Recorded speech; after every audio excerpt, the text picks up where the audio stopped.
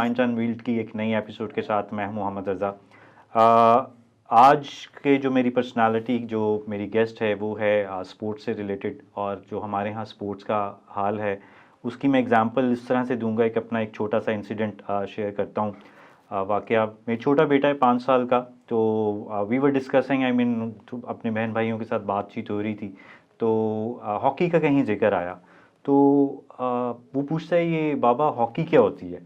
तो उसे बताया गया कि जी एक स्टिक होती है और उसके साथ खेलते हैं। कहता ओ अच्छा अच्छा, वो जो गोल्फ होती है। उसे कहा नहीं, गोल्फ नहीं, हॉकी। उसको अब क्रिकेट का पता था, फुटबॉल का पता था, लेकिन उसको हॉकी का नहीं पता था। ये हमारा एक नई जनरेशन या आने वाली जनरेशन का डालमिया है। तो आज की मेरी पर्सनालिटी स्पोर्ट्स मैनेजमेंट से इनका ताल्लुक है, डिफरेंट लीग्स के साथ पीएसएल में काम कर चुके हैं। हारिस मीर साहब, Thank you so much. thank you very much Haris for your time and really appreciate it. Thank you so much. It's a pleasure being here. अच्छा हारिस, आपकी जो डिग्री है वो इकोनॉमिक्स में है और आप स्पोर्ट्स मैनेजमेंट में काम कर रहे हैं। ये ऑल टुगेदर एक डिफरेंट स्विच नज़र आता है मुझे। ये इतना क्यों कॉन्फ्लिक्ट क्यों है इसके अंदर? It's a good question and ये सवाल बहुत बार होता है। अच्छा। मेरे से जब भी किसी को देखने की ज़रूरत पड़ी है प्रोफाइल, तो उन्होंने कहते हैं यार आपने इकोनॉमिक्स की है but you are in sport. तो एक्चुअली रज़ा भाई, मैं आई बिलोंग फ्रॉम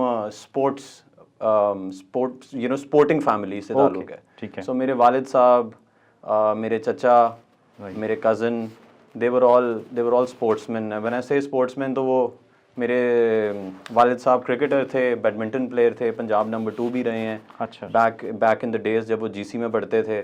मेरे चचा क्रिकेटर थे, वो सरफराज नवाज के साथ अटैक करते रहे पंजाब क्लब के साथ। और क्योंकि घर में एक माहौल था स्पोर्ट्स का, मेरी बहन भी खेलती रही हैं, मेरे भाई भी खेले हुए हैं जो बड़े हैं।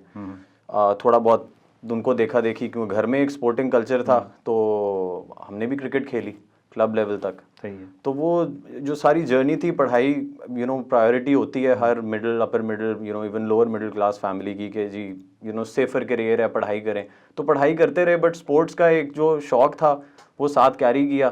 तो जब मैं ग्रेजुएट किया, तो तब मेरी मुलाकात सलमान सरवर भट्ट साहब से हुई दुबई में।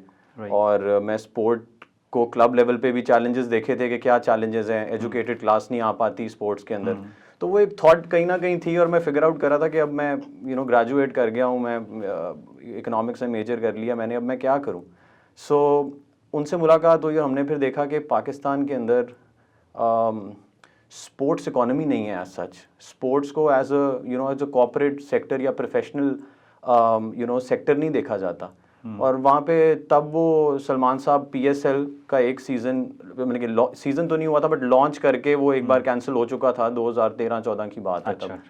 तो वहाँ से फिर हमने कहा कि हम एक स्पोर्ट्स मार्केटिंग कंपनी शुरू करते हैं, बिकॉज इतना बड़ा गैप है हमारी फेडरेशंस के पास। हमें ऐसे लगा उस टाइम में कि वो कॉर्पोरेट नॉलेज नहीं है, वो बिजनेस नॉलेज नहीं है, जो स्पोर्ट्स के अंदर भी एक बिजनेस साइड है, स्पोर्ट्स भी की भी एक इकोनॉमिक्स है बेसिकली, और स्पोर्ट्स का भी एक कमर्शियल स्ट्रक्चर है। तो वो पढ़ाई जो मैंने की हुई थी बेसिकली, वो स्पोर्ट्स की कमर्शियल साइड डेवलप करने के लिए, और इसको एज अ एक सस्टेनेबल इवेंट्स बनाने के लिए स्पोर्ट्स के हम इस विजन के साथ हमने कंपनी स्टार्ट की कि स्पोर्ट्स को as a corporate sector as an enterprise देखा जाए और प्रीमियर प्रॉपर्टीज डेवलप की जाए। तो इस तरह से मेरा सफ़र कुछ जो है, यानी कि वो जो कह सकते हैं कि जी आपकी बिगिनिंग बिल्कुल, जो इंटर्नशिप जो लोग करते हैं, वो आपका इंटर्नशिप वहाँ से स्टार्ट। बिल्कुल ऐसा है। सही। अच्छा हारिस, बहुत कम लोग जानते हैं कि आप पीएसएल बनाने वालों के, अगर मैं कहूँ कि बानियों में से शुमार होते हैं, लाइक आपकी जो भी साथ काम कर रहे थे, तो वो ज़रा बताइएगा कि क्या आपका सफ़र रहा, कैसे वहाँ पे पहुँचे और कहाँ तक आपने छोड़ा फिर उसको? ये रज़ा भाई ऐसे हुआ था कि जब मैं आपको इस तरह बता रहा था कि मैं सलमान सरवर भट्ट साहब को दुबई में मिला और वहाँ से फिर पाकिस्तान वापस आए, तो बाकी सारी फैमिली बैंकिंग की थी, मुझे स्पोर्ट्स का शौक था, खेल नहीं सके for various reasons, but start ऐसे किया कि हमने कहा हमसे एक स्पोर्ट्स मार्केटिंग कंपनी फॉर्म करते हैं। तो हमने 2013 में एक जीपीएस स्पोर्ट्स के नाम से एक स्पोर्ट्स मार्केटिंग कंपनी शुरू की, सलमान साहब जिसको हेड कर रहे थे। और हमने वो कंपनी इस विजन से शुरू की कि पाकिस्तान के पास 4 प्रीमियर प्रॉपर्टीज़ होनी चाहिए, और अभी तक पीएसएल नहीं एग्जिस्ट करता था, 2013-14 की बात बता रहा हूँ आपको। सो हमने कहा कि हम बिजनेस मॉडल्स क्रिएट करेंगे, फाइनेंशियल, कमर्शियल, लीगल और प्रोडक्ट क्रिएट करेंगे, और उन प्रोडक्ट्स को फिर फेडरेशंस के पास लेके जाएंगे और हम उन्हें कहेंगे कि हम आपकी ऑपरेटिंग टीम बनते हैं, हम इसमें जो कॉर्पोरेट साइड है स्पोर्ट की और कमर्शियल साइड है, हम उस प्रोडक्ट को बनाएंगे, पूरी शक्ल देंगे, शेप देंगे, प्रोडक्ट बनाने के बाद फिर उसको कॉर्पोरेट सेक्टर के पास लेके जाएंगे, कमर्शलाइज करेंगे। तो ये हम तकरीबन 3-3.5 साल करते रहे हैं। हमने फुटबॉल के साथ काम किया है, अच्छा, 2014-15 में। उसके बाद PSL वाज गेटिंग सोल्ड सही, to a third party. So 3 models होते हैं फ्रेंचाइज लीग के। एक होता है do it yourself, franchise do it yourself, कि वो बोर्ड जो है वो खुद ही करता है उसको। एक होता है फ्रेंचाइज सेल ऑफ राइट्स, कि आप राइट्स बेच देते हो, जिस तरह मेरे ख्याल से बांग्लादेश प्रीमियर लीग ने भी आउटराइट किसी प्राइवेट इन्वेस्टर को सेल कर दी। एक होता है स्पॉन्सरशिप मॉडल, जो बिग बैश का मॉडल है। ठीक है। सो आउटराइट सेल कर रहा था पीसीबी। तो हम लोग we were representing one of the bidders basically. जो इन्वेस्टर था, एक इन्वेस्टर था और हम मैनेजमेंट टीम थे। उन्होंने कहा आप आए, क्योंकि भट्ट साहब ने 2012 में किया हुआ था, 13 में, तब 12 में तो मैं पढ़ रहा था। तो जब पीएसएल पहली बार लॉन्च हो तो उन्होंने कहा आप मैनेजमेंट टीम बने, क्योंकि भट्ट साहब को पीएसएल का एक्सपीरियंस था, वो एमडी थे। तो तब जीपीआई को 2 से 3 साल हो चुके थे और हम ये स्ट्रगल, कभी फुटबॉल फेडरेशन के पास जाते थे, कभी हॉकी के पास जाते थे, कभी स्क्वॉश के पास जाते थे, उनको बताते थे, बट वेरियस रीजंस की वजह से हमने बहुत ये सारे हमने उन 4 प्रीमियर स्पोर्ट जो हम विजन से याद आए थे कि 4 premier sports properties commercially viable sport की डेवलप होनी चाहिए at the top, high quality entertainment. वहाँ से करते करते फिर आउटराइट सेल हो रही थी। हम पीसीबी गए, पीसीबी भट्ट साहब लीड कर रहे थे, उन्होंने इसको वहाँ बैठे बात हुई। तो फिर करते करते हमने जो बिजनेस प्लान को दिया, तो सेठी साहब ने कहा कि इसको आप ही आके क्यों नहीं करते। फिर भट्ट साहब ने कहा आप इसको आउटराइट सेल ना करें, ये तो पाकिस्तान का सबसे बड़ा प्रोडक्ट का पोटेंशियल है बनने का इसमें। तो उन्होंने कहा यार आप इसको आके करें। सही। तो उन्होंने कहा हम आके कर लेते हैं। तो इस तरह सेठी साहब ने भट्ट साहब को रखा, पूरा एक पेपर था वो डेवलप किया, जो बिजनेस पेपर था पीएसएल का, जो 12 में भी काम किया हुआ था। उसमें फिर मैंने साथ थोड़ा सा काम किया भट्ट साहब की लीडरशिप में, और हमने वो पीसीबी ज्वाइन किया। इस तरह सेठी साहब ने भट्ट साहब को हायर किया, भट्ट साहब ने फिर बाकी फैसल मिर्ज़ा थे, माई सेल्फ, शुएब नवीद थे, और बाकी लोग फिर आए, और हमने पीसीबी की टीम के साथ मिलके पीएसएल का पूरा फाइनेंशियल मॉडल, कमर्शियल मॉडल, फिर बाहर फॉरेन एजेंसीज भी थी। सो इस तरीके से वो 3-4 साल हम करते रहे हैं काम। उसके बाद जाके फिर पीएसएल 2016-17 में पीएसएल हुआ है। तो इट टुक अस 4 years, ठीक है, back and fourth with different federations, और फिर ये हो पाया। तो वो 1 साल के बाद फिर हम। तो हारिस, आपने जब प्रोडक्ट बना दिया पीएसएल, उसके बाद फिर आपने खुद से एग्जिट ले लिया, या फिर उनको ज़रूरत नहीं महसूस हुई? तो उन्होंने, जैसे यूजुअली यहाँ पे होता है, मैं तो एक बहुत बड़ी टीम का बहुत छोटा पार्ट था, बट जो मेरी थोड़ी सी अंडरस्टैंडिंग है वो ये है कि जब हो गया था पहला साल, सक्सेस हो गया था पीएसएल का, तो किसी चीज़ को शुरू से बनाने के अंदर मेहनत लगती है। आपके पास एक खाली पेपर होता है, तब आपको समझ नहीं आ रही होती मैं कहाँ से शुरू करूँ, कहाँ ख़त्म करूँ। जी जी। तो आई थिंक जितनी सपोर्ट हमारी चाहिए थी, मैं तो बहुत तब जूनियर लेवल पे था, मैं एक मैनेजरियल लेवल पे था, प्रोजेक्ट मैनेजर लेवल पे था, बट आई थिंक वो जब तक ज़रूरत पीसीबी को महसूस हुई कि हमारी जो भी स्किल सेट उनको नज़र आई कि इनकी है, उन्होंने वो तब तक हमारा वहाँ पे चला सिस्टम। और फिर अल्लाह को मंजूर था कि हमने जाना था, करना था, और अल्लाह को मंजूर था जब वहाँ से निकलना था, तो फिर हम चले गए वहाँ से। तो वो आई थिंक वो ज़रूरत ख़त्म हो गई थी उनकी। यानी उन्होंने कहा जी ठीक है, अब ये क्रेडिट हम खुद ले लेते हैं। जी हाँ, क्रेडिट तो खैर देने वाली। अल्टीमेटली लोगों को वैसे ही, जो आई मीन अगर एज ए कॉमन पर्सन देखें मुझे, तो मैंने तो देखा है कि क्रेडिट एग्जैक्टली जो एग्जिस्टिंग टीम थी उसकी, या पायनियर टीम थी, उसको कभी भी नहीं मिला है, और वो क्रेडिट कहाँ जाता था, यू नो दैट बेटर। जी, आई थिंक वो एक जॉइंट तो थी, पीसीबी की लोग भी थे इसमें, हम भी तब पीसीबी थे, बट जो पीसीबी के ऑलरेडी लोग थे उन्होंने भी बहुत मेहनत की इस पे, बट स्पेयर हेड इसको भट्ट साहब ने किया। I was also a small part of that team, so I contributed. तो हमारे लिए ये 7 चीज़ें आती हैं, बट हमारे लिए आई थिंक इतनी खुशी काफ़ी है। एक सेल्फ कंटेंटमेंट अगर आपके अंदर है कि आपको पता है कि यार आपने उस चीज़ के अंदर स्पेयर हेड किया या छोटा सा पार्ट प्ले किया है, तो आई थिंक वो वो खुशी काफ़ी होती है, जो पैशन से लोग आते हैं उनके लिए वो खुशी काफ़ी होती है। ठीक बट थोड़ी देर करते का काम और अगर तो आई थिंक काफ़ी चीज़ें और हैं जो बेहतर हो सकती हैं, बेहतर हो सकती थी। सो बट अल्लाह को जो मंजूर जी, वो जब तक था तब तक। अच्छा, यही मॉडल आपने बताया कि आप फुटबॉल भी गए, आप स्क्वॉश फेडरेशन के पास भी गए, तो फुटबॉल में क्या सिनेरियो, वो उन्होंने क्या, यानी कि वहाँ पोटेंशियल नहीं है फुटबॉल का? फुटबॉल का हमने जी 2014 में पूरा प्रोडक्ट इस तरह ही क्रिएट किया था, right. Which was a hybrid model basically. So हम पहले ये चाह रहे थे कि हम स्पॉन्सरशिप से शुरू करें, क्योंकि फुटबॉल के अंदर एक लेवल ऑफ इंफ्रास्ट्रक्चर रिक्वायर्ड होता है जो पाकिस्तान के अंदर नहीं था। ठीक है। So it was not the similar model of PSL, जिस तरह मैं आपको 3 मॉडल्स बताए थे, तो हम चाह रहे थे कि हम स्पॉन्सरशिप मॉडल से स्टार्ट करें। हम जो ये शहरों की टीमें हैं, सही। हम ये कॉर्पोरेट्स को देते हैं ठीक है। As a title sponsor. जिस तरह HBL PSL के पास टाइटल स्पॉन्सर है, उस तरह हम टीम्स के टाइटल स्पॉन्सर्स बनाएंगे। एक हम कोका कोला को दे दें, एक हम पेप्सी को दे दें, so on and so for, just giving an example.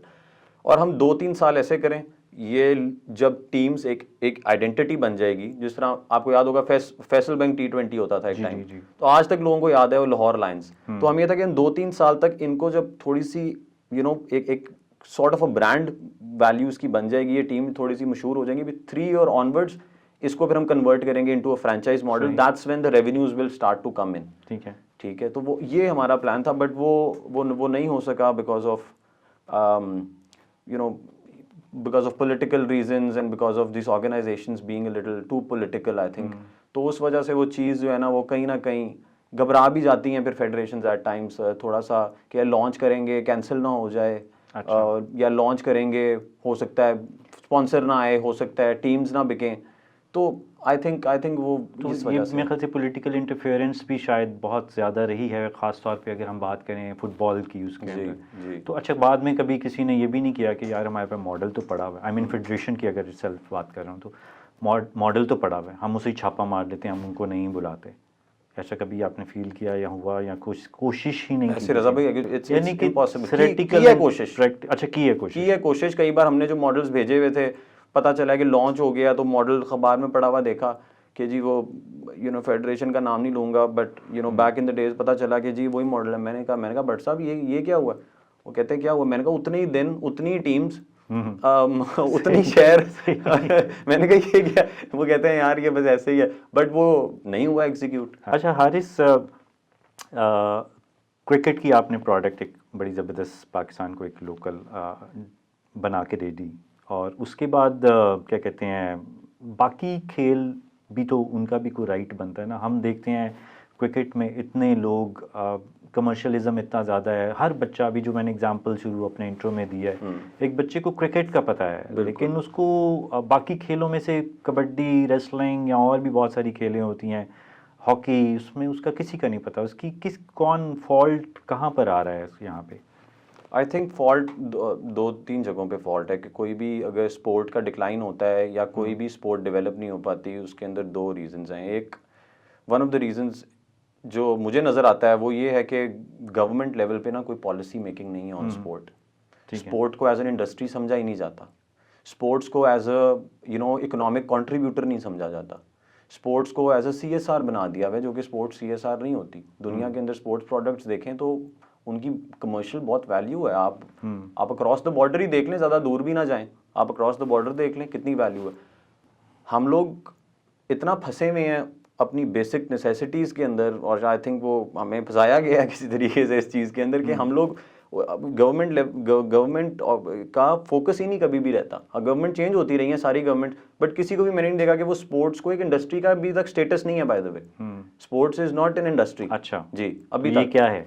ये बस चल रहा है, ऐसे चल रहा है। बस वो जो पॉलिटिकल पार्टी आती है तो उनके अपनी मर्जी के लोग रिप्यूट कर देते हैं, कोई चेक एंड बैलेंस नहीं है वहाँ पे। तो जब चेक एंड बैलेंस नहीं है और पॉलिटिकल अपॉइंटीज हैं, मेरिट के ऊपर लोग नहीं आते, ठीक है, तो वो साल 2-2 साल की अप्रोच लेते हैं। जब गवर्नमेंट 3 साल की रहनी होती है, तो जो आपको क्या लगता है कि जो बंदा आएगा वो 10 साल की अप्रोच लेगा? वो नहीं लेता। वो कहता है मैं 2 साल हूँ, मैं 2 साल करता हूँ, उसके बाद यानी 2 साल हूँ तो मैं 2 साल का ही काम करूँ, उससे ज़्यादा मैं काम 2 का भी नहीं करता वो। अच्छा, क्योंकि उसको तो ये भी नहीं पता होता कि वो 6 महीने बाद चला जाएगा।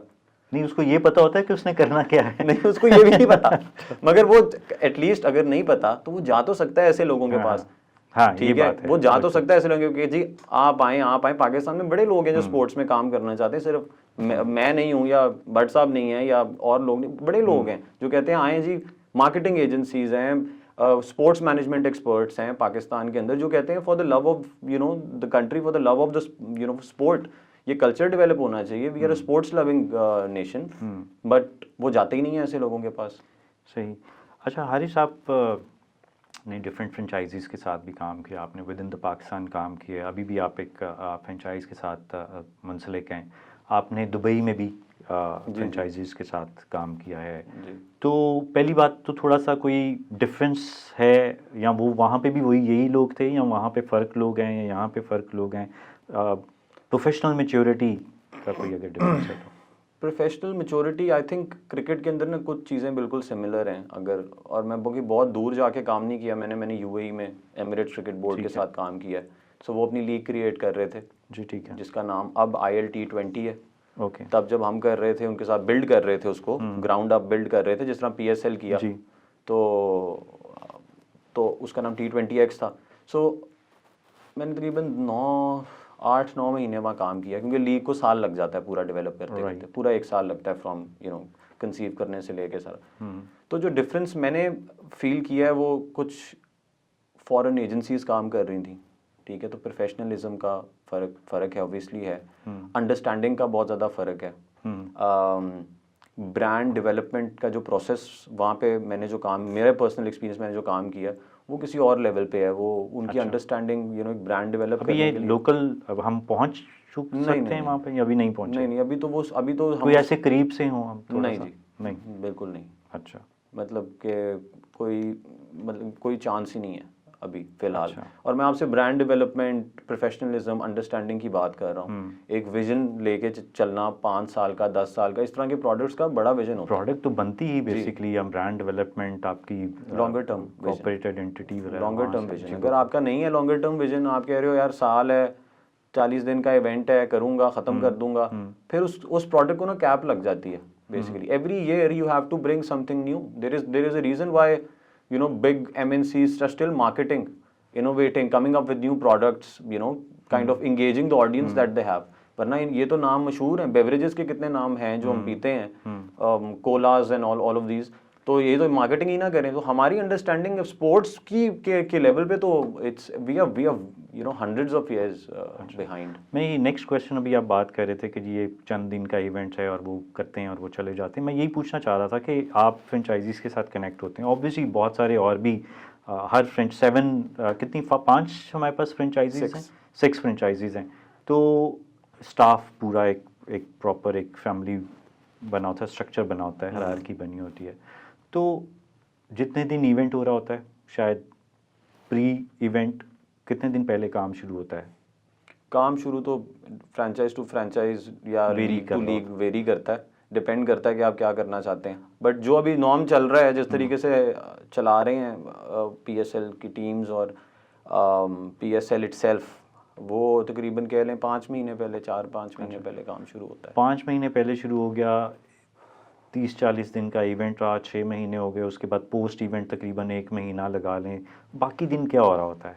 कुछ बाकी दिन एज ए आम व्यूअर मैं ये समझता हूँ कि जी मुझे नहीं पता 5 महीने पहले, ऑब्वियसली आपके एंड पे तो काम हो रहा हो, लोगों को तो जब नजर आता है उनके लिए तो तभी शुरू हुआ। यस, एज ए फैन जी ठीक है जी, PSL इतने दिन बाद शुरू हो रहा है, तो मुझे मेरे जैसे फैंस को या जो PSL को फॉलो कर रहे हैं उनको पता चलना शुरू हो गया, बाकी दिन कुछ हो सकता है या होना चाहिए? हो सकता है, अच्छा, होने को तो बहुत कुछ हो सकता है। आई थिंक होने को अब वही बात है कि फ्रेंचाइज का क्या मतलब है। फ्रेंचाइज का मतलब ये है कि एक एंटरप्राइज है बेसिकली।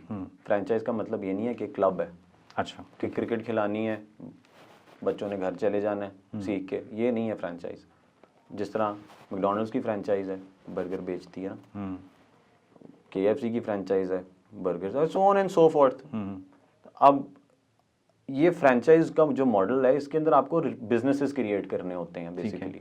अगर आप NFL देख लें बाहर, ठीक है, फुटबॉल देख लें, तो उन्होंने कितने बिजनेसेस क्रिएट किए हैं। 600 रेवेन्यू स्ट्रीम्स है मैनचेस्टर यूनाइटेड की, स्पॉन्सरशिप से हट के। ये रेवेन्यू टीम्स क्या होती है? रेवेन्यू स्ट्रीम्स क्या होता है? रेवेन्यू स्ट्रीम्स का मतलब है कि पैसा आ रहा होता है। अब 600 से मुराद है मेरी कि मैं एक रेवेन्यू स्ट्रीम है स्पॉन्सरशिप्स कि उसकी जो यहाँ लोगोस लगे होते हैं। तो हमारी तो सिर्फ एक ही है शायद यहाँ पे। हमारी सिर्फ वही है। ठीक है, मैं उनमें से एक आपको बता रहा हूँ, एक रेवेन्यू स्ट्रीम है कि जर्सी पे लोगोस, ठीक है, जो सामने ना, उसके अलावा उनकी 600 रेवेन्यू स्ट्रीम्स हैं जो रिटेल, लाइसेंसिंग, मर्चेंडाइजिंग, को branding, you know, development of different products, सारा कुछ इसमें आ जाता है। हर रीजन के अंदर, हर कंट्री के अंदर अलग अलग है उनकी। तो तकरीबन 600 पार्टनरशिप्स हैं। डिजिटल यहाँ पे वो है ही नहीं। अब जब यहाँ पे वो नहीं है तो PSL franchisees are basically a McDonald's not selling burgers. So if McDonald's doesn't sell burgers तो वो क्या कामयाब हो सकता है? वो कैसे ऑपरेट करेगा? मेन प्रोडक्ट ही वही है। वो मेन प्रोडक्ट ही वही है ना। तो फ्रेंचाइज क्या है? फ्रेंचाइज यही है कि आप बिजनेसेस क्रिएट करें। ठीक है। लाहौर के पास अगर यू नो माफ़ी अगर मैं गलत स्टार्ट कर रहा हूँ, 2.5 करोड़ बंदा है लाहौर में। ठीक है। ठीक है। इस्लामाबाद में 50-60 लाख, 70 लाख, 50-60 लाख बंदा है। ठीक है। ये आपका कस्टमर है बेसिकली। इस्लामाबाद यूनाइटेड का या लाहौर का या पेशावर का, इनकी जो जो आबादियाँ हैं ना, इन शहरों के अंदर जो जो लोग हैं वो इनका कस्टमर है बेसिकली। हमें ये व्यू लेना है कि यार ये हमारा कस्टमर है, उस कस्टमर के लिए प्रोडक्ट्स क्रिएट करें, आप कपड़े क्रिएट करें, आप बड़ी बड़ी कंपनीज के साथ यू नो अपने उसके लिए तो आपको फिर स्ट्रॉन्ग एफिलिएशन क्रिएट करने की ज़रूरत है ना। उसकी तरफ मेरे ख्याल से अभी तक किसी भी फ्रेंचाइज ने एफिलिएशन की तरफ, आई मीन अगर ब्रांड लॉयल्टी जिसको आप कह सकते हैं कि जी, उसके ऊपर मेरा नहीं ख्याल है कि कोई काम अभी तक किसी ने किया या हो रहा है कोई काम। नहीं, काम कोई नहीं किया, टू बी वेरी ऑनेस्ट। उसके अंदर मैं भी 3 साल पहले एक फ्रेंचाइज हेड की है, अभी भी मैं कर रहा हूँ। इससे पहले मैंने नहीं देखा कि इस पे कोई बहुत खासा काम हुआ हो कि जिसके अंदर you know you have to keep the brand alive throughout the year. ठीक है। आई थिंक इसके अंदर काम होने की ज़रूरत है, काम हो भी सकता है। अफिलिएशन जो ऑर्गेनिक थी लोगों के अंदर, आपने बड़ी अच्छी बात की कि अफिलिएशन बनाएंगे तो लोग प्रोडक्ट्स खरीदेंगे ना, कि हाँ यार मैं लाहौर कलंदर्स या मैं कराची किंग्स या जो भी। तो वो अफिलिएशन जो ऑर्गेनिक बननी थी ना, हर साल इवेंट हो, क्योंकि वो बनती गई है। लोगों को ब्रांड अवेयरनेस भी है कि हाँ यार ये टीम है, ठीक है, ये टीम एग्जिस्ट करती है, यानी कि आप you are a known brand. ठीक है। नोन ब्रांड के लिए प्रोडक्ट्स बना के बेचना आसान है, बजाय कि मैं अपने नाम से कुछ अगर बेचना चाहूँ तो मुश्किल हो जाएगा। तो इस पे काम नहीं हुआ, मगर इस पे सेंटर से काम भी होना चाहिए ना। आप सेंटर से, जो पेरेंट होता है ऑफ एनी लीग, वो मैंडेट देता है कि भाई अगर नहीं कर रहा कोई फ्रेंचाइज वाला तो आप कहें यार भाई आप क्यों नहीं कर रहे, आप इनको एजुकेट करें। हो सकता है फ्रेंचाइजीज के पास एक्सपर्टीज ही नहीं है इस चीज़ की, ये भी तो हो सकता है ना। ये भी हो सकता है ना कि वो किसी के अथॉरिटी में ना हो फ्रेंचाइजीज। ये तो फिर पेरेंट का काम है ना। हाँ। ये तो पेरेंट का काम है कि उसने अगर 6 बच्चों को पैदा किया है, ठीक है, तो बच्चे अगर अथॉरिटी में नहीं है उसके, तो इसका फिर पेरेंट का भी कसूर है ना थोड़ा, कि बच्चे का कसूर है, बच्चे को तो नहीं पता क्या करना है। राइट। तो थोड़ा सा you know it's two way basically. अच्छा हारिस, में अभी आप बात कर रहे थे कि फ्रेंचाइजीज ने काम नहीं किया और सेंटर की भी रिस्पॉन्सिबिलिटी बनती है कि वो भी काम करे। तो PCB ने भी इटसेल्फ मेरे ख्याल से कोई ऐसा सच ख़ास एफर्ट नहीं डाली है कि ब्रांड लॉयल्टी को डेवलप की जाए। चलें ठीक है, फ्रेंचाइजीज एक अलग चीज़ हो गई। बहुत सारे लोग हैं आपके, बहुत सारे पोटेंशियल कस्टमर्स हैं जो कि PSL फॉलो नहीं करते।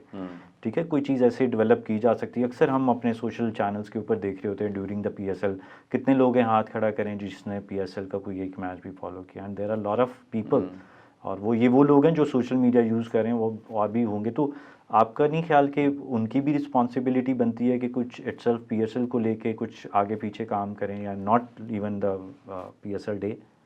आप फ्रेंचाइजीज की बात कर रहे हैं या? नो, मैं सेंटर की बात कर रहा हूँ। हाँ बिल्कुल, रिस्पॉन्सिबिलिटी बेसिकली एक्चुअली जब पहले साल भी हम काम कर रहे थे तो हमने कुछ एक फ्रेंचाइज वर्कशॉप्स के नाम से नीलसन स्पोर्ट्स काम कर रहा था हमारे साथ। ठीक है।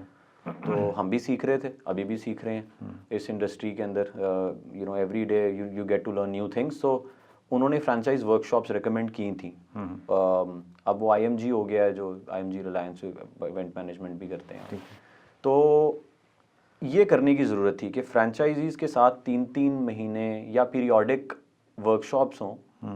फ्रेंचाइजीज़ को बताएंगे यार ये आपका स्ट्रक्चर होना चाहिए, ये कमर्शियल के लोग आपने रखने हैं, ये रिटेल के लोग आपने रखने हैं, इस तरह की पार्टनरशिप्स आपने करनी है। सो पहले आई थिंक पहले 1-2-3 साल में ना थोड़ी सी हैंड होल्डिंग चाहिए होती है, और शुरू के अंदर ही आप किसी भी रिलेशनशिप की टोन सेट करते हैं। जैसे आपने कहा कि वो हो सकता है कि वो बात ना सुनते हो, तो वो आप शुरू के अंदर जो सेंटर से विजन हमेशा सेंटर से निकलता है। सही। जो सेंट्रल पेरेंट है ऑफ एनी ऑर्गेनाइजेशन, वो सेंटर से विजन निकालता है कि जी हमने इस डायरेक्शन में जाना है। तो वो जो वर्कशॉप्स हमें नीलसन ने भी आके बनाई थी, वो हैं हमारे पास अभी भी, उसके अंदर यही सारा कुछ है बेसिकली कि यार आपने कौन कौन से एरियाज ऑफ रेवेन्यू स्ट्रीम्स हैं, kid sponsorships, licensing and merchandising, retail, manufacturing, toys, को ब्रांडिंग, बर्गर्स। तो ये सेंटर के अंदर से जब एजुकेट करते हैं ना पहले 2-3-4 साल के अंदर, फिर आहिस्ता आहिस्ता इनके पास कैपेसिटी बिल्डिंग होती फ्रेंचाइजीज के पास। जब कैपेसिटी बिल्डिंग होती तो आहिस्ता आहिस्ता ये अपने आप को खुद ही सस्टेन कर जाते। और अगर नहीं कर, चैलेंजेस होते हैं इसमें, चैलेंजेस हैं, प्रॉब्लम्स भी हैं, हर इन्वायरमेंट डिफरेंट है, बट आई थिंक कि फिर जब करेंगे तो तब पता चलेगा ना कि क्या हो सकता है क्या नहीं। जब आपने किया ही नहीं तो फिर तो आप सर्टेन हो ही नहीं सकते कि व्हाट वर्क्स व्हाट डजंट। तो सेंटर से ये होना चाहिए आई थिंक ज़्यादा। और अगर सेंटर से नहीं है तो जिसने फ्रेंचाइज ली हुई हो तो पैसे खर्च रहे हैं बहुत ज़्यादा। अगर सेंटर से नहीं है for example for what ever reasons, नहीं जाते डिटेल में बहुत, तो उनको चाहिए, दुनिया में बहुत स्पोर्ट्स मार्केटर्स और मैनेजमेंट एक्सपर्ट्स हैं, उनको चाहिए फिर इसकी विजन लेके जाएं। अगर वो इसी पे डिपेंड करते रहेंगे कि सेंट्रल रेवेन्यूज आएंगे जो पीसीबी ब्रॉडकास्टिंग स्पॉन्सरशिप से कमाता है और हम जर्सी स्पॉन्सर्स बेच देंगे जो कि जिसकी वैल्यू 2 महीने की 3 महीने की है, तो फिर एक हद तक जाके रेवेन्यू ग्रो करेगा, वो खत्म हो जाएगा। लेकिन जब आप रिटेल ब्रांड्स बनाएंगे ना इसके इर्द गिर्द, फिर आप पूरा साल बेच रहे होंगे कुछ ना कुछ, ठीक है, ग्रो करते जाएं, छोटा छोटा बढ़ेगा ये, 5-5, 10-10 लाख रिटेल का काम होता है, 1-1, 2-2 रुपए का। अच्छा हारिस, जीपीआई की बात करते हैं। जीपीआई का जो स्ट्रक्चर जो मुझे लगा है वो ये है sports event development, correct me if I am wrong, ऐसे यही करते हैं कि जी आप डिफरेंट स्पोर्ट्स प्रॉपर्टी डेवलप। अच्छा, एक हिस्सा आ जाता है प्लेयर मैनेजमेंट का, आप जीपीआई प्लेयर मैनेजमेंट के अंदर भी है? हमने पहले ये सारा कुछ ही देखा था। ये बहुत बड़ी फील्ड है रज़ा भाई, दिस इज टैलेंट मैनेजमेंट आ जाता है इसके अंदर, फिर स्पॉन्सर्स कंसल्टेंसी आ जाती है कि जो स्पॉन्सर्स स्पोर्ट्स में जाना चाहते हैं उनको उस स्पॉन्सरशिप के अंदर से वैल्यू कैसे ड्राइव करें। मैं सिर्फ प्लेयर्स के पॉइंट ऑफ व्यू से बात कर रहा हूं। एक प्लेयर्स का विंग है, फिर ठीक है, प्लेयर मैनेजमेंट का विंग है, एक प्रॉपर्टी डेवलपमेंट का विंग है। ठीक है। सो हम जो प्रॉपर्टी डेवलपमेंट में काम कर रहे थे, हमारा टाइम इसमें ही बहुत ज़्यादा लग गया।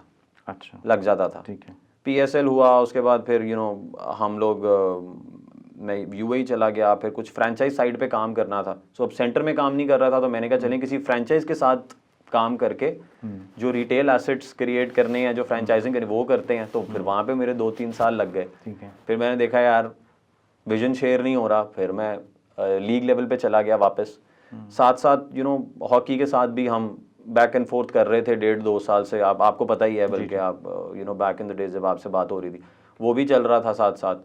तो हमने ये सोचा कि यार पहले जो है ना प्रीमियर प्रॉपर्टीज़ जो हैं स्पोर्ट्स की क्रिएट करने के लिए ना, वो ज़्यादा ज़रूरी है। टैलेंट एक्विजिशन, टैलेंट मैनेजमेंट, बिल्कुल मेरा नॉलेज उसके अंदर है। और मैं एक पाकिस्तान की one of the biggest talent management agency है, टॉप 2 में आती है, मैं उनके बोर्ड पे भी हूँ। तो वो कंसल्ट करते हैं, but it's an honorary position. तो क्योंकि शौक है, पैशन है, तो मैं कहता हूँ हाँ ठीक है जो मुझे अच्छा, ये जो knowledge है प्लेयर मैनेजमेंट अभी जो हम बात कर रहे हैं, इट्स ह्यूज एज सेड कि, लेकिन यहाँ पे मैं देखता हूँ कि प्लेयर मैनेजमेंट की इस तरह से कोई ऐसा एजेंसी या इदारा, आपने जो नाम लिए, 1-2 नाम नहीं लिए, 1-2 हैं जो कि टॉप ब्रास को मैनेज कर रहे हैं, ऐसा कुछ और नहीं यहाँ पे कुछ? तो आपका ख्याल है कि इसके अंदर काफ़ी ज़्यादा रूम है, वहाँ पे पेनिट्रेट किया जा सकता है, यहाँ पे अपना करियर इस मैनेजमेंट के अंदर, प्लेयर मैनेजमेंट के अंदर बनाया जा सकता है, या ये बहुत मुश्किल काम है? नहीं जी, मुश्किल काम तो नहीं है I think, but yes challenging है, बिकॉज पाकिस्तान के अंदर एक भी टैलेंट मैनेजमेंट एजेंसी नहीं है। यहाँ पे ब्रोकर्स हैं बेसिकली। यहाँ व्हेन आई से ब्रोकर्स, बहुत से लोग ऑफेंड हो जाएंगे, लेकिन यहाँ पे डील्स कराते हैं और प्लेयर्स को भी वही अंडरस्टैंडिंग है। ये स्पॉन्सर आ गया, 10% चार्ज किया, ये स्पॉन्सर के साथ आप शूट कर लें। तो जब प्लेयर भी कहते हैं कि भाई आप हमें साइन कर रहे हैं तो आप हमारे लिए बेचें, तो वो ऑटोमेटिकली फिर पूरी इंडस्ट्री ना उसी तरह शेप होने लग जाती है। अब अगर हम इंडिया को देखें तो वहाँ पे एक्चुअल टैलेंट मैनेजमेंट एजेंसीज हैं, उसकी रीज़न एक ये भी है कि उनकी एंटरटेनमेंट इंडस्ट्री बहुत स्ट्रॉन्ग है।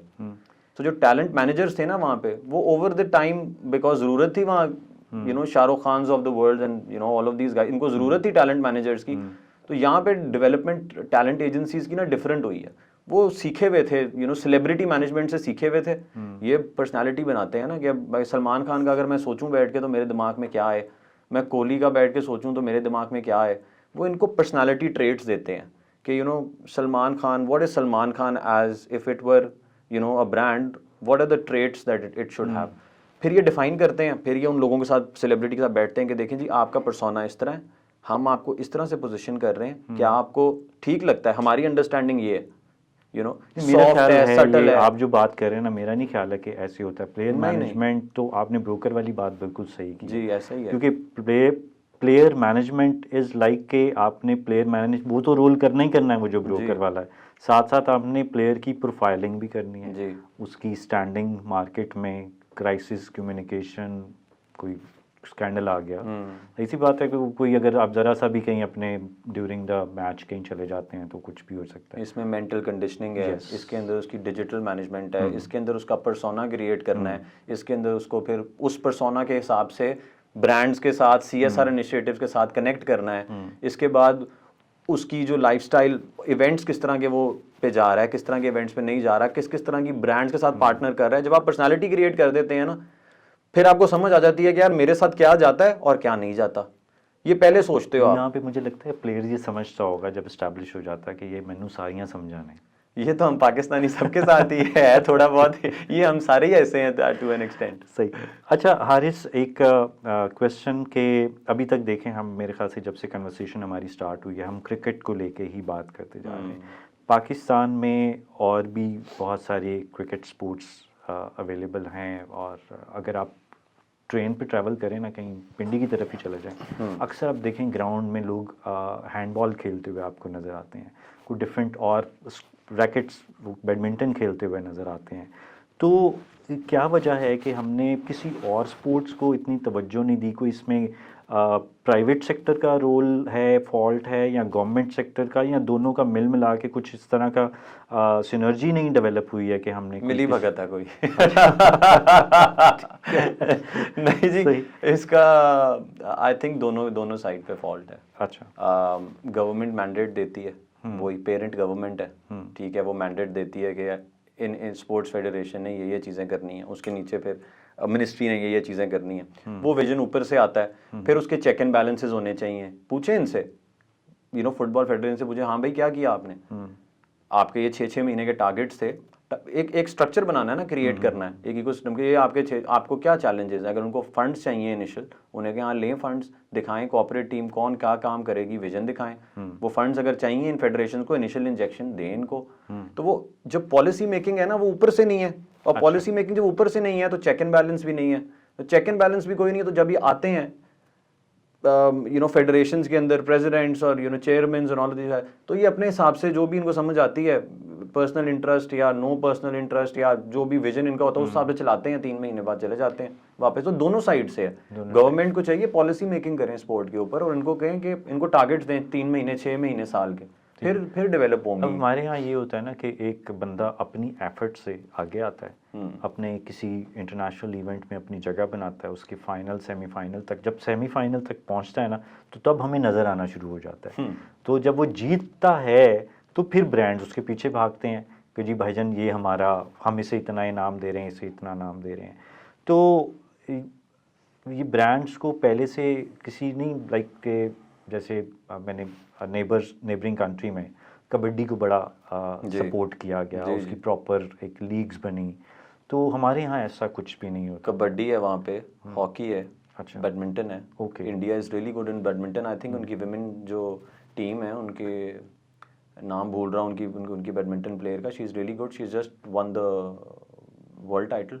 अच्छा जी, सो उनकी वो भी है, सिर्फ कबड्डी नहीं है। वो कबड्डी क्योंकि उन्होंने पैकेज इस तरह से की थी, बड़ी ग्लिट एंड ग्लैम, और वहाँ पे उनके सेलिब्रिटीज़ आ गए थे, तो हमें याद रहता है, इसीलिए टॉप ऑफ माइंड रिकॉल है उसकी। बट उनकी और स्पोर्ट भी है, हमने नहीं किया।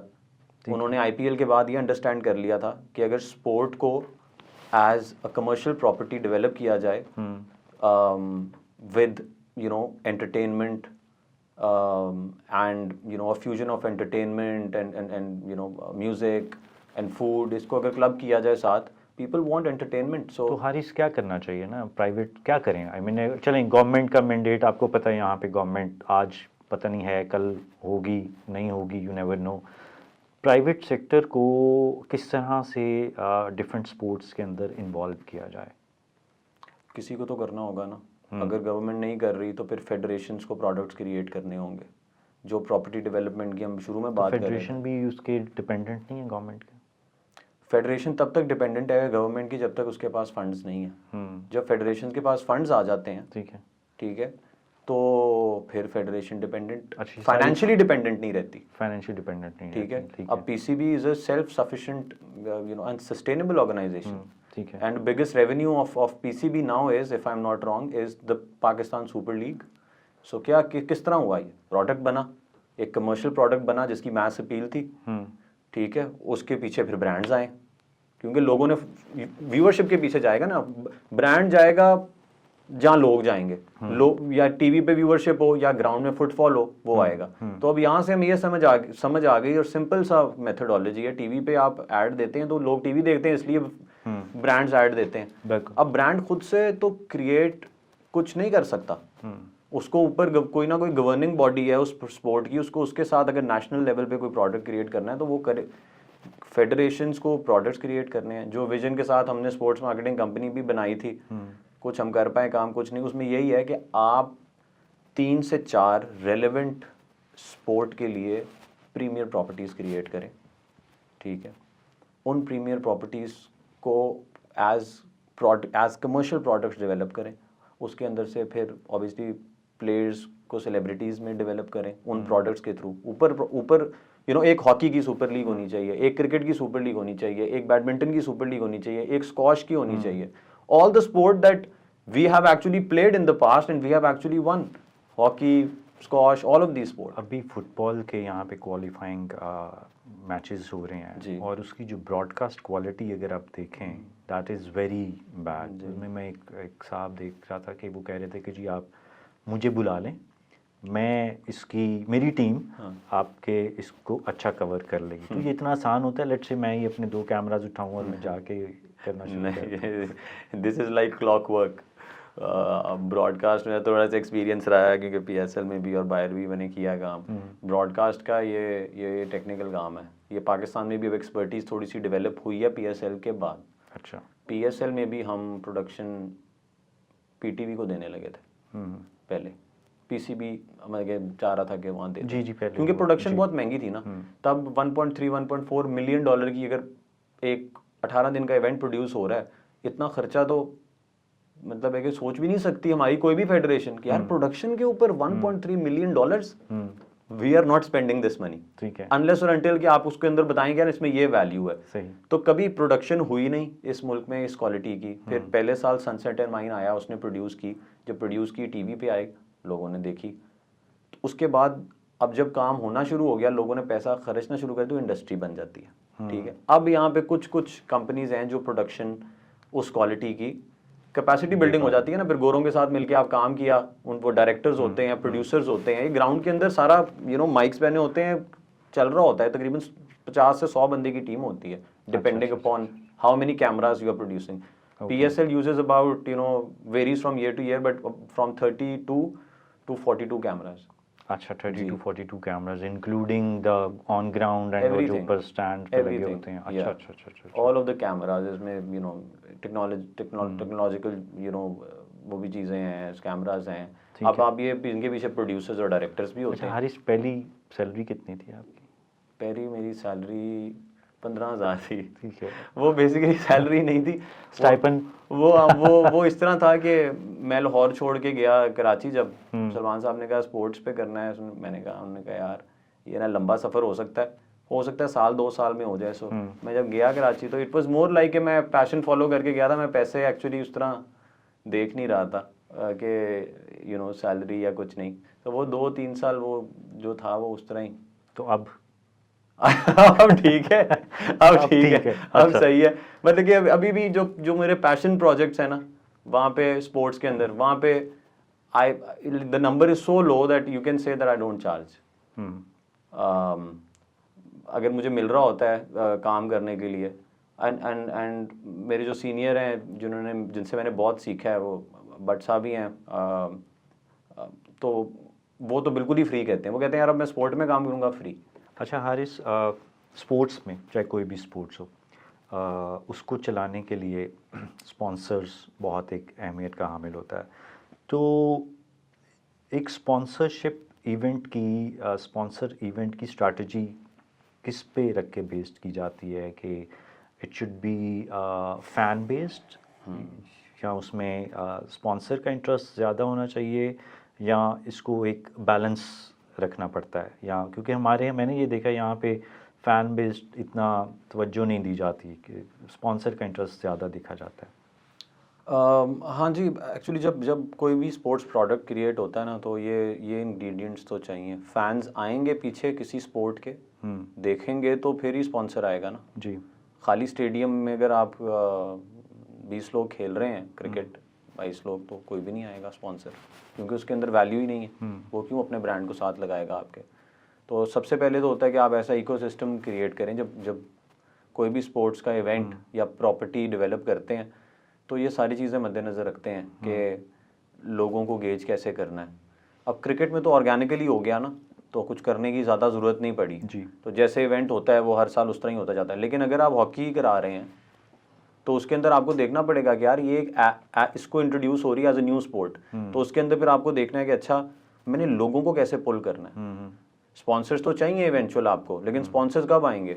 स्पॉन्सर्स तब आएंगे जब इसकी कमर्शियल सक्सेस तब होगी जब इसकी व्यूअरशिप आएगी। ठीक है। व्यूअरशिप का मतलब है फैंस, तो फैंस क्रिएट करेंगे तो फिर ही कमर्शियल डेवलप होगी। व्यूअरशिप कैसे बिल्ड की जाए?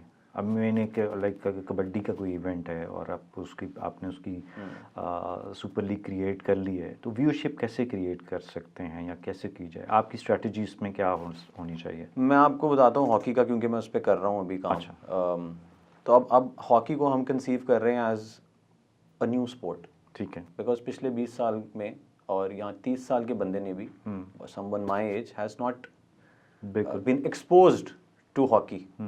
तो हमने इसको सोचा कि यार इसको एज अ न्यू कंसीव करें। फिर हमने पॉपुलेशन स्टडी की है पाकिस्तान की। अच्छा, यहाँ पे 62 to 68% यूथ है बेसिकली। और अच्छा, अब अगर 30 साल के बंदे को हॉकी का नहीं पता और 60 to 68% यूथ है, तो ये चीज़ बड़ी क्लियर है कि हमने एक नया अगर स्पोर्ट लॉन्च कर रहे हैं तो उसकी marketing should be directed towards the youth. ठीक है, और एज अ न्यू स्पोर्ट उसको लेकर चलें। अब पाकिस्तान को क्या यूनाइट करता है? पाकिस्तान स्पोर्ट्स में हम आगे रहे हैं। वर्ल्ड कप के सबसे ज़्यादा टाइटल्स हॉकी में, स्क्वॉश के भी, क्रिकेट में भी। और क्या चीज़ है जो पाकिस्तान को का यूएसपी है, भी आप बन गया वो? Its food, it's music and it's sport. ठीक है। अब मैं कहता हूँ मैंने लोगों को कैसे लेकर आना है। डोमेस्टिक क्रिकेट भी बाय द वे पहले कोई नहीं देखता था। 15 साल पहले लाहौर वाइट्स और कराची ब्लूज का मैच होता था, कोई नहीं जाता था अभी देखने। भी कुछ इतनी ज़्यादा तो नहीं है उसकी व्यूअरशिप डोमेस्टिक क्रिकेट की। ये पीएसएल बेसिकली डोमेस्टिक ही है क्रिकेट। नहीं डोमेस्टिक, वो पीएसएल तो चलें एक उसका आपने कमर्शियल वैल्यू उसमें मसाले डाल रहे हैं ना वो यही मैं इधर ही आ रहा था ना कि अब आपने ये मसाले डालने हैं बेसिकली। अच्छा। आपने मसाले डालने हैं, आपने स्पोर्ट को पैकेज करना है, आप किसको मार्केट कर रहे हो, आप क्या चाहते हो कि लोग स्टेडियम के अंदर आएँ, क्या उनको एज एक्स्ट्रा दोगे तो वो स्पोर्ट को देखने आएंगे कि यार चेक तो करें क्या है। So it has to look good, the financial model has to make sense for all stakeholders including, अगर फ्रेंचाइज मॉडल है, the franchisees, the broadcasters, the sponsors. It has to be exciting होना चाहिए viewers के लिए। तो सिर्फ sponsors को देख के प्रोडक्ट नहीं बनता, प्रोडक्ट इन सब इंग्रेडिएंट से बनता है। Fans, sponsors, broadcaster, players.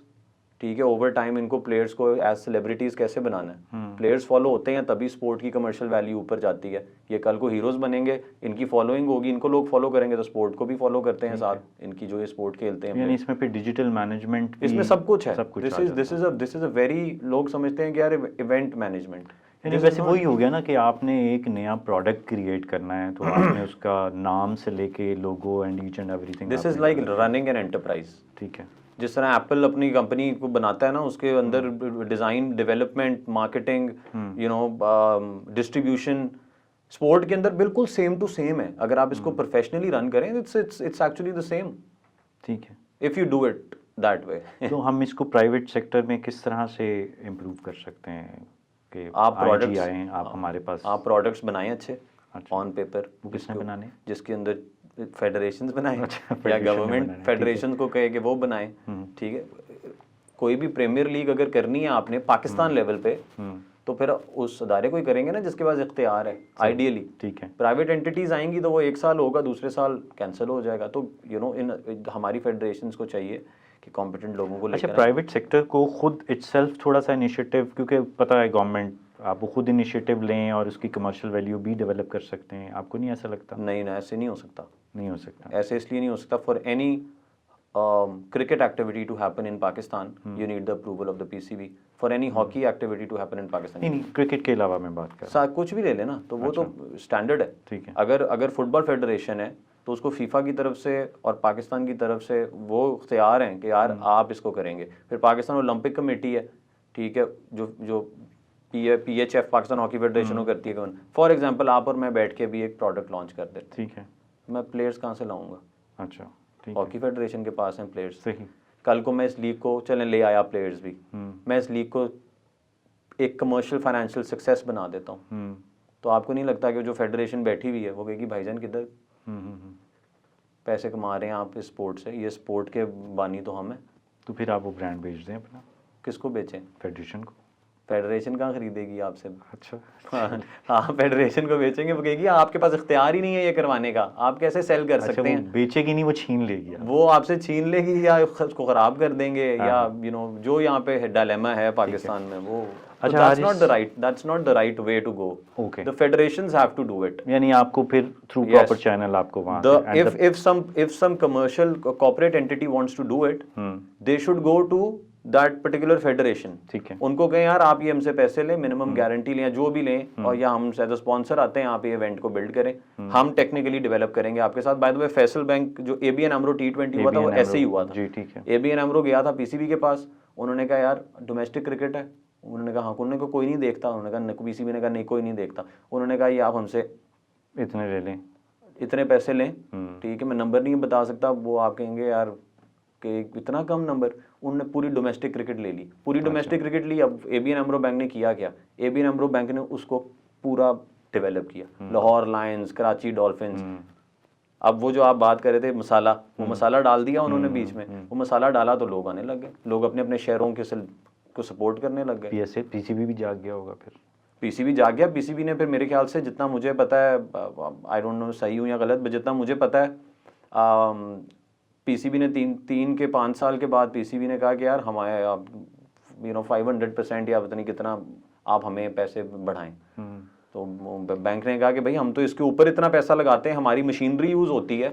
अच्छा, ये आपकी बात से मुझे एक बात याद आई है कि हमारा ये जो PSL का जो एक मेन स्पॉन्सर है वो थ्रू आउट एक ही स्पॉन्सर है, वो बिड ज़्यादा कर देता है या कोई और आता नहीं है? आई थिंक आते हैं और भी, बट आई थिंक वो बिड ज़्यादा करता है। ठीक है। अच्छा हारिस, पाकिस्तान में स्पोर्ट्स मार्केटिंग का फ्यूचर क्या है भी या नहीं है? और अगर कोई आप न्यू कमर या कोई इस फील्ड को ज्वाइन करना चाह रहा हो एज ए मार्केटर या स्पोर्ट्स मैनेजमेंट के अंदर आना, तो उसके लिए क्या एडवाइस है? उसके लिए मेरी एडवाइस ये है कि क्योंकि हमारे यहाँ कोई यूनिवर्सिटी को पढ़ाया तो जाता नहीं है ये। हाँ बिल्कुल सही बात है। पहली एडवाइस तो ये है कि not that I am like sports management qualified, but practically मैंने काम किया ऐसे लोगों के साथ जिनके जिनको एक्सपीरियंस था इस इंडस्ट्री का, और जिनको प्रैक्टिकल नॉलेज था, जिन्होंने प्रोडक्ट्स क्रिएट किए, बनाए हुए थे। तो पहले तो मैं कहूँगा कि पढ़ें इसको बाहर जाके, ठीक है। या पाकिस्तान में भी आई थिंक अब एक यूनिवर्सिटी है, लम्स है शायद, वो उन्होंने कुछ स्पोर्ट्स मैनेजमेंट पे कोर्सेज शुरू किए हैं। सो अगर इंटरेस्ट है करें, और स्पोर्ट्स में आए या किसी में भी आए, आई थिंक मेरे से जो भी छोटे हैं मैं उन्हें ये कहता हूँ कि रज़ा भाई जितने भी चैलेंजेस और जितने भी प्रोडक्ट्स मैंने किए हैं, तो मेरा एक्सपीरियंस ये रहा है कि अगर आप को पैशन है किसी चीज़ का ना, और आप if you get into that thing, तो फिर उसकी जो फ्रस्ट्रेशन है ना, वो आपको अगर नहीं होती ना कोई चीज़। अब 3 साल मैंने वेट किया तो PSL हुआ तो मुझे किक मिली, उसके 1 साल बाद 2 साल फुटबॉल में काम किया, तो मेरे ख्याल से पैशन को फॉलो करें। अगर वो स्पोर्ट्स मार्केटिंग में है तो आएँ, जब आप पैशन को फॉलो करते हैं ना, फिर आपके अंदर पेशेंस भी आ जाती है, फिर आपके अंदर सेटबैक्स को, बिकॉज आपको मज़ा आ रहा होता है काम करने का, you are enjoying the work that you are आप डूइंग। अपनी जिन जिन लोगों के साथ आपने फ्रेंचाइजीज में काम किया, कोई रास्ते खोले हैं ऐसे लोगों के लिए कि जी they can come over and join you as a internee, as a newcomers, इस तरह की कोई चीज़, या फ्रेंचाइजीज लेवल के ऊपर ओवरऑल ऐसा कुछ हो रहा है कि नए टैलेंट को स्पोर्ट्स नहीं मैनेजमेंट लेवल के ऊपर लेकर आया जाए?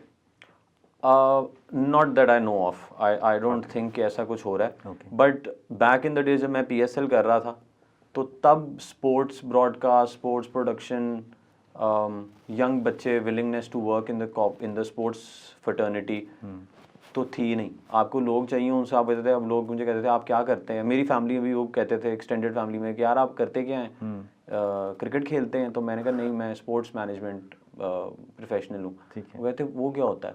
तो अब एटलीस्ट लोगों को ना ये पता है कि, और अब यंग बच्चे लम्स के हैं, PCB में भी काम कर रहे हैं, उनको कॉर्पोरेट नॉलेज भी है, तो अब लोग आ रहे हैं, people want to do this, but ये है कि सिर्फ एक अगर प्रोडक्ट होगा ना तो फिर बात नहीं बनेगी, सैचुरेशन हो जाएगी ना जी। बहुत ज़्यादा। आपको प्रोडक्ट्स ज़्यादा चाहिए, आपको वही जो पहली बात है, जब जहाँ से शुरू किया था हमने, एक हॉकी का प्रोडक्ट, एक स्क्वॉश का प्रोडक्ट, एक क्रिकेट का प्रोडक्ट, एक बैडमिंटन या एक बैडमिंटन का प्रोडक्ट, जो कमर्शियली वायबल वो करेंगे तो ये इकोसिस्टम खुद ही बन जाएगा। हमें बिल्कुल आप जैसे माइंड्स चाहिए इस फील्ड के अंदर, तो काइंडली कुछ ऐसे एवेन्यूज़ आप जिन जिन लोगों के साथ काम करें अभी फ्यूचर में, तो कोई यंगस्टर्स को ज़रूर मौका दें। ज़रूरी नहीं एक पर्टिकुलर इंस्टीट्यूट से ही आप उठाएं, आप और भी इंस्टीट्यूट्स हैं, आप काइंडली उनको वहाँ से भी ज़रा थोड़ा सा मौका दें, शायद कोई बंदा एक तरह का आपकी तरह का एक शाइनिंग स्टार निकल आए।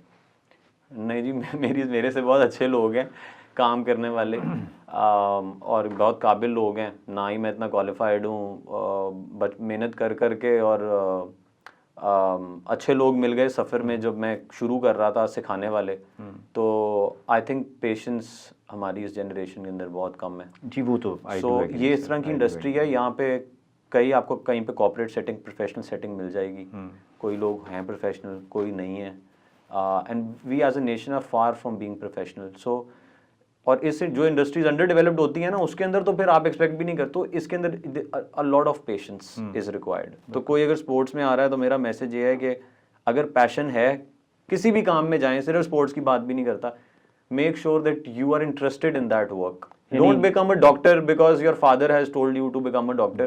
Become a doctor because you want to help people, for example, या आप पैशनेट हैं। फिर आपको वो स्ट्रगल जो है ना रजा भाई, वो फील नहीं होती। मैंने 20-20 घंटे भी काम किया हुआ है दिन में, 3। नहीं, आप सिंपल वर्ड में ये कह रहे हैं भाईजान, अगर आप रगड़ा बर्दाश्त कर सकते हैं तो आ जाएं जी।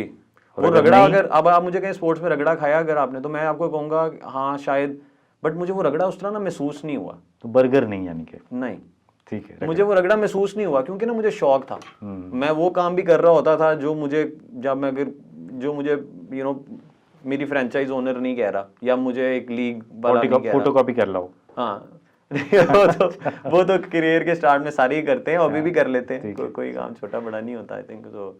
Thank you so very much Haris, आपका बहुत बहुत शुक्रिया, आपने टाइम निकाला, एंड होपफुली के हमारे व्यूअर्स को कुछ अच्छी चीज़ें, अच्छा नॉलेजेबल आपने जो चीज़ें बताई हैं उनसे मुस्तफ़ीद हुए होंगे।